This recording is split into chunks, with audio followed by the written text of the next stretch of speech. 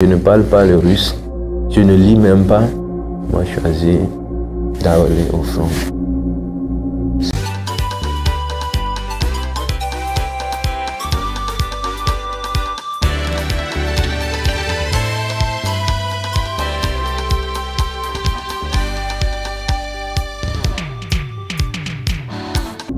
Ça, c'est pour me sacrifier.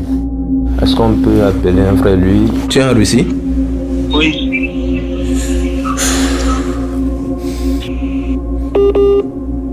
Allô?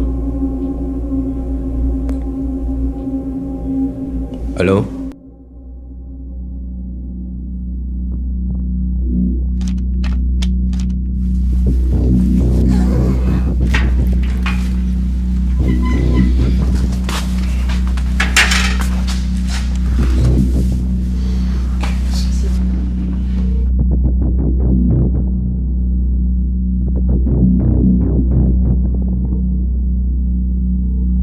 Et dans la salle, il n'y a aucun soldat, aucun militaire. Il n'y a aucune arme pointée sur moi pour me forcer à dire quoi que ce soit. Tout ce que je viens de dire, c'est la réalité. Mon nom, c'est Koulipato Dossa. Je viens de l'Afrique de l'Ouest et précisément au Togo. Mais j'ai 27 ans. Tell us a little bit about your life in Togo. Est-ce que vous pouvez nous en dire plus sur votre vie d'avant au Togo, ce que vous faisiez là-bas, un peu plus finalement sur votre passé? Au Togo, j'étais un enseignant. J'ai eu ma licence en histoire. Après la licence, je faisais l'enseignement, mais pas un enseignant étatique, volontaire. Mais comme le salaire n'est pas assez élevé, je mettais à l'agriculture à côté. Bah, c'est tout ce que je peux dire comme expérience au Togo. C'est tout ce que je faisais.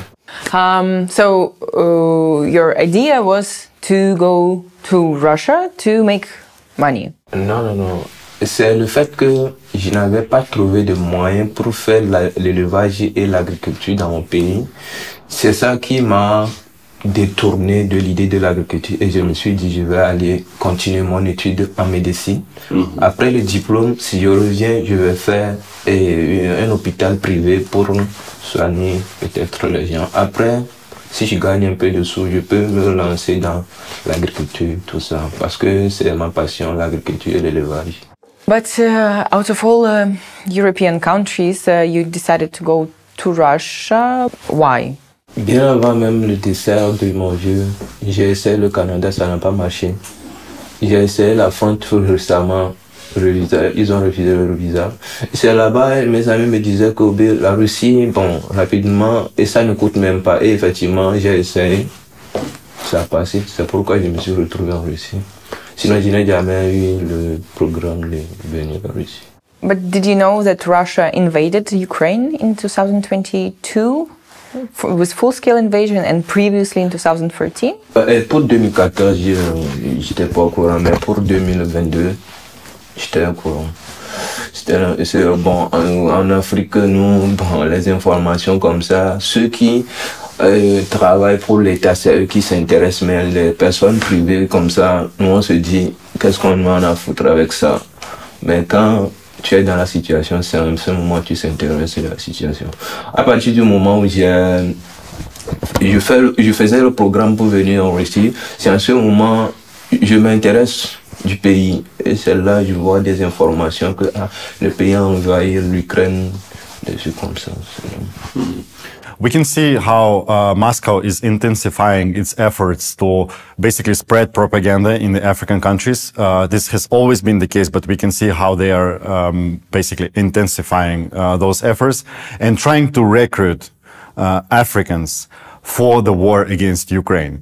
Sometimes it's direct propaganda, sometimes it's kind of hidden under some kind of proposals, but their basic aim is to recruit people for the war. People in those countries need to be aware that Russia tries to fool them.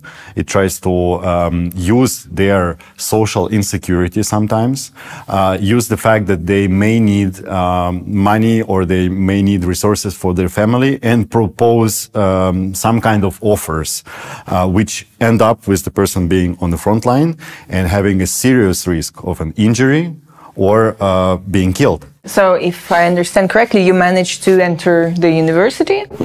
And how long did he study in university? Et je peux dire que pour l'étude, de façon normale, j'ai fait seulement 1 mois. Lorsque nous sommes arrivés, on a fait les papiers, tout ça, avant de terminer. Ça aussi, ça a pris au moins, je peux dire. Et après tout, lorsque ces problèmes de contrat ont commencé, je ne restais plus sur place. Well, how did you end up in Russian army? Et un jour, un frère, actuellement, il est à Donetsk, il est dans l'armée aussi. Il m'a abordé que actuellement, il y a aussi d'autres opportunités pour avoir le papier. Parce que si vous êtes sur le territoire sans papier, on dit qu'après l'étude, vous allez retourner dans votre pays. On peut aller. Et je lui ai posé la question, quelle opportunité? Il me dit que c'est possible qu'on peut être policier et surveiller dans la zone de Saratov. Il dit c'est vrai. Et il dit il faut aller qu'on demande au moins l'information, que c'est quelqu'un qui lui a dit ça. Et c'est là nous sommes partis pour aller demander l'information. Je ne savais pas qu'on nous guettait depuis. Le même jour, on a juste dit qu'on veut des informations. On n'a pas encore eu les informations. On nous a tout fait le même jour. Ça, comme on ne lisait pas, on ne comprenait absolument rien. C'est après on nous disait que vous avez signé un contrat de guerre, que vous irez ici pour faire. C'était pas facile. I would say this is a typical case. This is not only his story. This is a typical case how Russian authorities look for those foreign students or workers who are close to losing their legal status, and they approach them with proposals to sign some kind of a contract, do some kind of work. People cannot always understand that it's about army and about service and about actually fighting on the front line. And this is very, very dangerous. This is a huge risk for those people. And if some of them arrive to this situation, our advice is to use every opportunity to lay down your arms, use any moment that you can basically become a prisoner of war. There is a special project in Ukraine called I Want to Live, Хочу жить. And what were you doing in Russian army? What were your, I don't know, duties? Bon, moi je suis un tireur. On nous apprend à tirer seulement, c'est tout. Do you remember your first day of war? Like when you went first on the mission? How was it for you? Ah oui, je me rappelle bien. Ma première mission, c'était celle que j'ai été capturé. J'ai fait seulement une mission. Okay, how did he get captured? Did you surrender? Le dimanche 16 février, on allait à l'entraînement, puis on nous a rappelé de retourner. On revient au camp, on a fait sortir une liste de 10 personnes. J'ai vu mon nom dedans. On m'a appelé, dit vous allez au front. On a quitté là-bas pour un autre lieu. Et c'est là-bas ils ont organisé les groupes. Dans mon groupe, nous sommes au nombre de 6 pour attaquer. Et au front, arrivé dans l'intervalle de 15 à 20 minutes, on a perdu 4 personnes déjà. 4 sont morts, il restait. Sur un groupe de 6? D'un groupe de 6. Okay. Séparés 3-3 pour attaquer. Il restait 2 personnes, moi et un autre. L'autre là, je ne l'ai pas vu. Je cherchais un lieu pour me protéger. Et puis j'ai vu une maison souterraine que nous appelons en armée blindagère. Je suis rentré dedans, c'est là-bas que je l'ai vu. Lorsque je l'ai vu, il m'a dit de rentrer. Je suis rentré. Et puis il voulait sortir, il dit, tu vas aller où? Restons ici. Nous sommes là-bas pendant lundi, mardi, mercredi. Et c'est mercredi qu'il appelait notre commandant de front que c'est comme ça, nous sommes dans le trou ici. Il n'a qu'à venir nous aider. Lorsque le commandant venait, or, à côté du blindagère, la maison souterraine, il y avait les Ukrainiens là-bas, juste à côté. Le commandant il contournait au niveau des Ukrainiens et il tirait. C'est en ce moment les Ukrainiens aussi tiraient. Lorsqu'il passait les Ukrainiens se sont rendus compte qu'il y a quelqu'un, il y a certaines personnes là-bas qui voulaient venir, c'est parce qu'il est venu avec voiture. Et c'est en ce moment, les Ukrainiens tiraient sur notre truc là. Et c'est cassé boulot. Là, j'ai perdu mon second aussi. Il me restait seul. C'est là-bas, j'ai eu des blessures partout. La scène se passait vers 16h comme ça. Je faisais comme moi si je suis décédé parce qu'il y a des drones qui passaient chaque instant, qui rôdaient là-bas, qui ne quittaient pas. Mais je suis sous les bois là-bas comme quelqu'un qui est décédé. J'étais là-bas jusqu'au crépuscule. Vers 19h, tu ne peux plus voir l'homme quoi. Et j'ai fait semblant, j'ai enlevé le bois là. Je suis sorti. Parce que j'ai quitté la forêt, il y avait un grand espace là-bas, rempli de neige. Mais là-bas, vous ne pouvez pas marcher. Si vous marchez, il y a des drones partout. On va vous voir. Je suis obligé de ramper pendant des kilomètres pour quitter cet espace. Parce qu'il a quitté l'espace, je me suis retrouvé sur la ligne de front entre l'Ukraine et la Russie. Mais arrivé là-bas, je suis au bout du souffle. J'ai trouvé encore une maison souterraine là-bas, je suis rentré dedans, il y a eu des sang partout, mais j'ai essayé de me cacher parce qu'il faisait froid aussi. Je suis resté là-bas jusqu'au lendemain. Lendemain vers 10h. En ce moment, mon pied ne travaillait plus. Ma main aussi ne travaillait plus. L'autre là qui travaillait, j'ai tenu un bois comme ça pour m'habiller, tout ça. J'ai pris la route encore. C'est en ce moment, sur la route, quand je vois un bruit quelque part, je vais là-bas. Je n'ai plus peur. Parce que soit je vais mourir, soit je vais rentrer. Et c'est arrivé un moment, j'ai vu une personne, mais avec le drapeau de... Je vais aller là-bas. Je suis parti, on m'a braqué l'arme sur moi, tout ça. C'est là que j'ai été capturé. What were your expectations of the front line and basically how did it match with reality? Did you think it would be somehow different? Bon, sans mentir, lorsque j'étais à l'entraînement, je n'imaginais pas quelque chose jusqu'à ce niveau. À un intervalle de 10 à 15 minutes, 4 personnes décédées comme ça, c'est atroce et c'est inhumain. Jusqu'à alors, je ne dormais plus. Quand c'est pas... Ce qu'on nous enseigne à l'entraînement, tout ça, arriver au front, c'est Dieu qui va te protéger. C'est parce que tu as appris là-bas. C'est tout ce que je peux dire. You're a foreigner. How did Russians treat you as a soldier? Were you equipped in the same way? Were you treated equally? How was that? Non, il n'y a pas eu de différence. Ils nous ont traités bien. Avant de partir même de Saratov pour aller là-bas, ils nous ont dit que comme nous ne comprenons pas, parce qu'ils savent que nous ne voulons pas aller, comme nous ne comprenons pas la langue, tout ça, on va aller juste servir les gens quand on n'ira pas au front, tout ça. Mais à la dernière minute, ce qui s'est passé, c'est comme s'il y a un peu de trahison du genre. Je ne parle pas le russe, je ne lis même pas. Et il y a des gens là-bas qui parlent bien le russe, qui sont plus costauds que moi. Ils sont restés là-bas. On m'a choisi un pauvre étranger qui ne parle même pas, qui ne maîtrise même pas les outils de l'armée, d'aller au front. Ça, c'est pour me sacrifier. Do you know what's going to happen after? Especially your legs, they're in bad condition. What's going to happen after? Par rapport à mes jambes, tout ça, bon, l'autre fois, le docteur me disait que ils vont couper ça. Bon.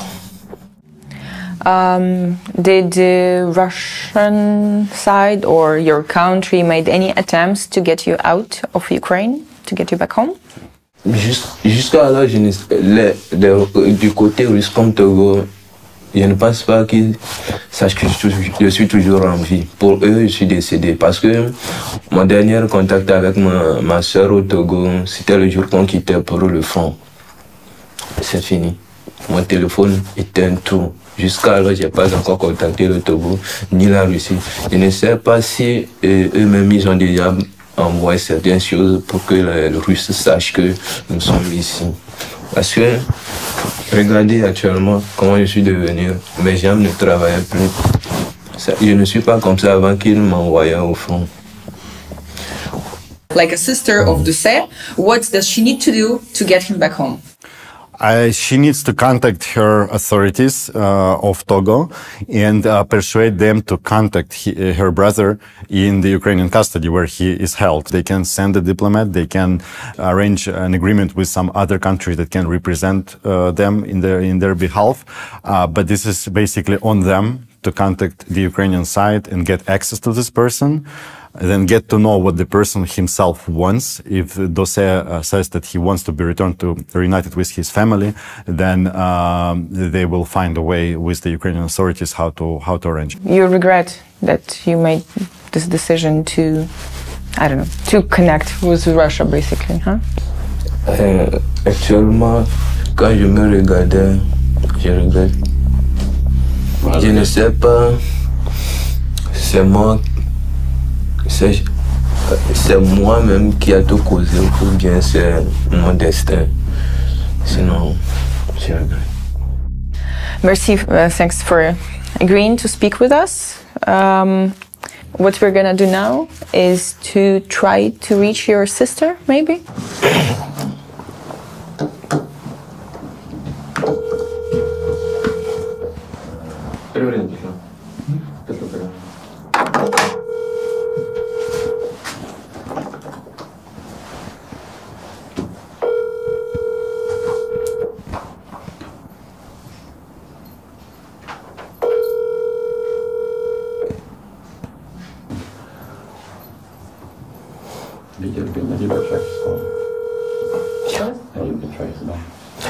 Est-ce que on peut appeler un frère de l'appeler d'être en ligne?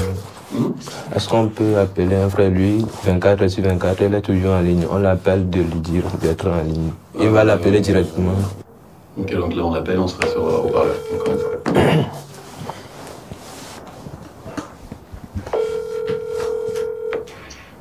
Ok.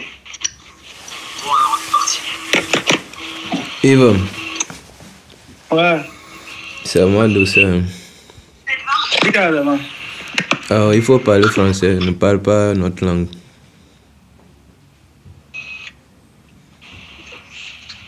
C'est compris? Il faut parler français, ne parle pas notre langue. Et tu vas essayer de me faire quelque chose, quoi. Et appeler Sévi de lui dire d'être en ligne, je vais l'appeler, quoi. Actuellement, je suis en Ukraine, capturé comme un soldat en prison. Je suis actuellement en Russie, moi. Toi, Oui.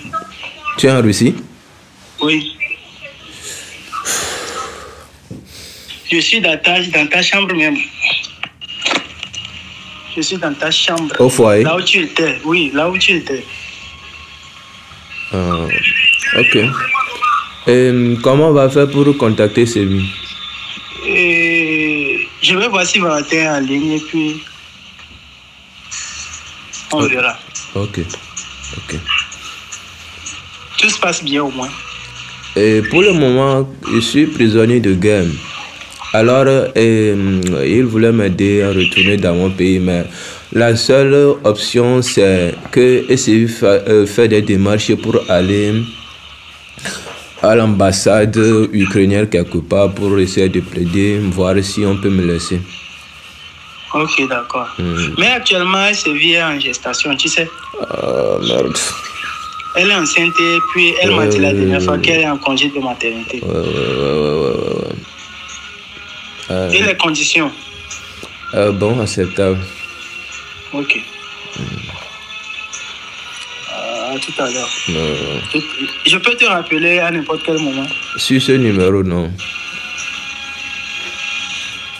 Oui, sur ce numéro. Oh, non. C'est pas mon numéro, on m'a prêté juste pour appeler, c'est tout. Allô? Hello? Hello? Is it the same friend who's serving in the Russian army now, the one who he talked to? C'est lui ou est-ce qu'il est lié à l'armée russe? Est-ce qu'il a fait signer un contrat?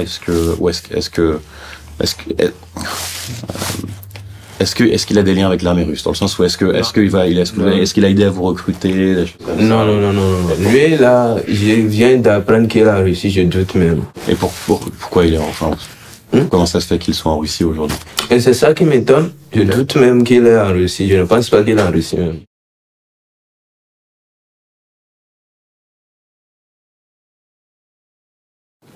Là, ça Ouais, c'est Dossin. Comment tu vas pour moi? Ok, actuellement, je suis en Ukraine. L'autre fois, je t'ai parlé que je vais aller au front. Et on m'a capturé. Alors, pour m'aider à rentrer au pays, il va falloir mener certaines démarches. Je sais pas si tu peux avoir le courage de faire tout ça, mais si tu ne peux pas le faire tout seul, il faut essayer de contacter Fort ou bien ça pour t'aider à chercher une ambassade ukrainienne au Togo ou proche de nous pour lui parler de ma situation. Ok. Il faut essayer de dire à Maman Gresso que je vais bien aussi. Au revoir. Done? What will happen to him next? Last time we saw him, he was about to get operated. So what do you know of him now, and what's going to happen most importantly after? He is not an average combatant according to the international humanitarian law.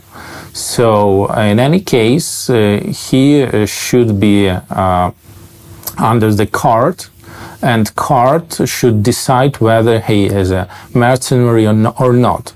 But while he is in our detention places, he is treated as ordinary prisoner of war, according to the Third Geneva Convention. So he has all rights as a prisoner of war until he will have a sentence. So Russia don't need him. And his country of origin also don't need him. So Ukraine don't need him too. So people like him are in very vulnerable position. And it's not a good idea to become the foreign mercenary in such a dangerous and bloody conflict, such a dangerous Russian invasion to Ukrainian territory. J'ai pas compris ce que tu as dit, on t'a capturé. Hein? On va faire, moi, je vais faire les démarches comment? Il faut m'expliquer comment je vais faire les démarches, il faut m'expliquer. On va faire comment? Il faut m'expliquer comment je vais faire les démarches. Et tu sais que j'ai pas des moyens. Hein? Je vais faire comment? Je viens d'entrer en contact avec le frère sur ça. Donc on va faire les démarches, on va t'aider. D'accord? On va t'aider.